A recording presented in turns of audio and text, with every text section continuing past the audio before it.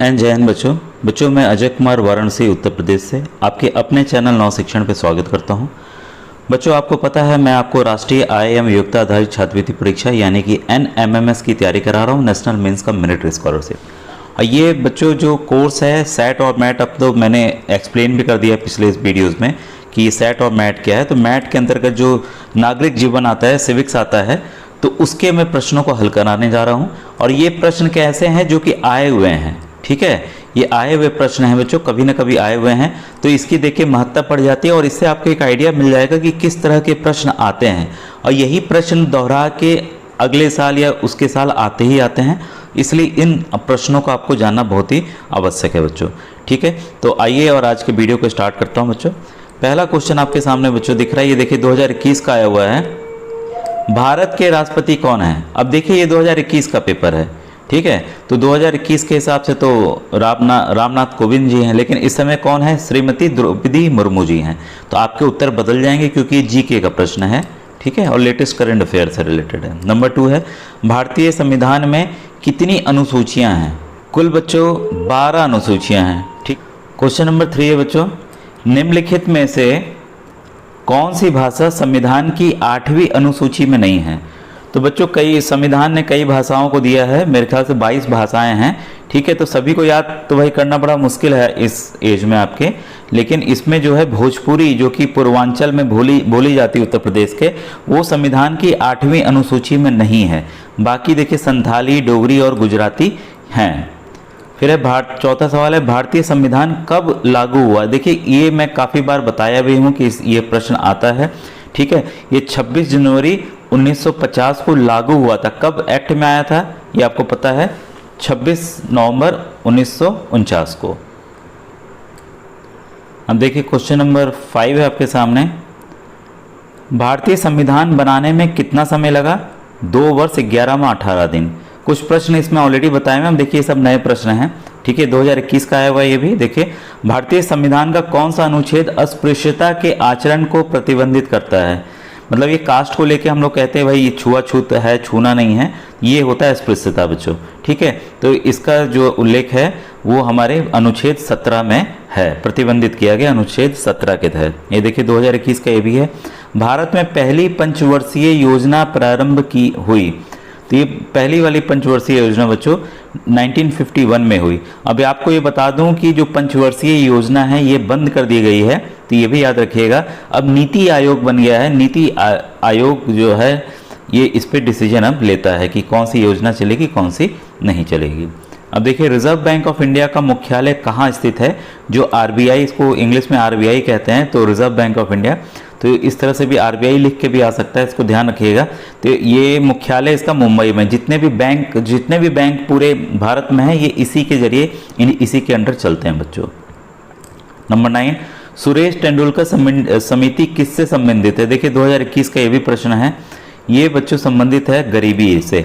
इन्होंने गरीबी का आकलन किया था कि इतना अगर पैसा है कमा रहे हैं तो वो गरीब होंगे, इस तरह से। तो इसके डिटेल में हम लोग नहीं जाएंगे क्योंकि ये ISPCS में आते हैं इस तरह के प्रश्न। उत्तर प्रदेश के उच्च न्यायालय के मुख्य न्यायाधीश को शपथ कौन दिलाता है। तो ये बच्चों उत्तर प्रदेश का राज्यपाल। अब यहाँ देखिए उत्तर प्रदेश दिया, तो हो सकता है आप में मध्य प्रदेश या कोई जिस राज्य के हों उसका दे दे। तो मुख्य रूप से मुख्य न्यायाधीश को शपथ जो है वो उस प्रदेश के राज्यपाल दिलाते हैं, इतना आप ध्यान रखिएगा बच्चों। फिर है त्रिस्तरीय पंचायत प्रणाली की अनुशंसा की थी। काफ़ी इंपॉर्टेंट है, देखिए 2 बार आ चुका है, ठीक है, और ये काफ़ी बार आता है क्योंकि हमारे गांव पंचायत से रिलेटेड है। तो ये बलवंत राय मेहता समिति थे, उनके जरिए ये त्रिस्तरीय पंचायत प्रणाली शुरू हुई थी हमारे देश में। 12वां है, भारतीय संविधान का कौन सा भाग राज्य के नीति निर्देशक तत्वों से संबंधित है। तो बच्चों है ये भाग 4। नंबर 13, निम्नलिखित में से कौन उत्तर प्रदेश का प्रथम राज्यपाल था। तो ये उत्तर प्रदेश के लिए बच्चों के लिए विशेष हो गया, सरोजनी नायडू थी प्रथम राज्यपाल। अब देखिए अंतर्राष्ट्रीय न्यायालय कहाँ स्थित है। ये देखिए ये भी 2 बार आया हुआ, तो इंपॉर्टेंट मान के चलिए। ये है बच्चों हेग। इसके बाद पंचायती राज का सैद्धांतिक आधार क्या है।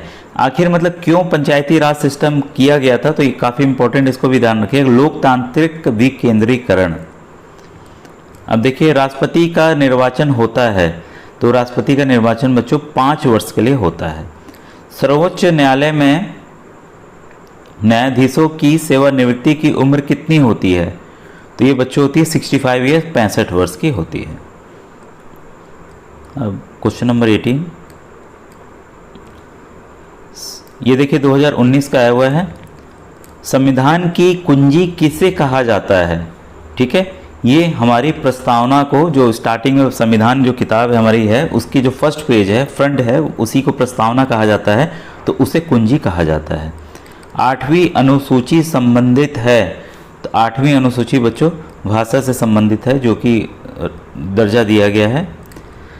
प्रथम लोकसभा अध्यक्ष थे, ये भी काफ़ी इंपॉर्टेंट है बच्चों, इसको अलग से याद कीजिएगा। ये हैं जीवी मावलंकर जी।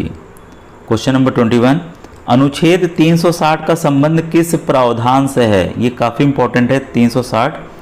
ये बच्चों है आपका वित्तीय आपात, अगर फाइनेंशियल इमरजेंसी आ जाती है तब अनुच्छेद 360 के तहत कार्रवाई की जाती है। संवैधानिक उपचारों का अधिकार संबंधित है। उपचार मतलब कोई भी अगर दिक्कत आ जाए संविधान के उसमें, तो उसके जरिए ही उपचार किया जाता है, उसका इलाज किया जाता है। तो ये है अनुच्छेद 32, ये भी काफ़ी इंपॉर्टेंट बच्चों, याद कीजिएगा इसको। भारतीय संविधान सभा की प्रारूप समिति में कितने सदस्य थे? जो प्रारूप समिति बनी थी उसमें कुल बच्चों 7 सदस्य थे। और क्वेश्चन नंबर 24, भारतीय संविधान सभा के संवैधानिक सलाहकार कौन थे? काफ़ी बार आया हुआ है और इम्पोर्टेंट भी है, VN राव जी। और ये बच्चों आज का आखिरी क्वेश्चन है, निम्नलिखित में से कौन सा संविधान संशोधन मौलिक कर्तव्यों से संबंधित है? तो ये बच्चों है आपका 42वां संविधान संशोधन। तो ये मौलिक कर्तव्य से संबंधित है। ठीक है, मौलिक कर्तव्य पहले मूल हमारे संविधान में नहीं थे, ये बाद में डाले गए मौलिक कर्तव्य। तो ये 42वें संविधान संशोधन द्वारा ही डाले गए थे बच्चों। ठीक है, ये थी आज की इंपॉर्टेंट वीडियो बच्चों, नागरिक जीवन से related. Thank you very much.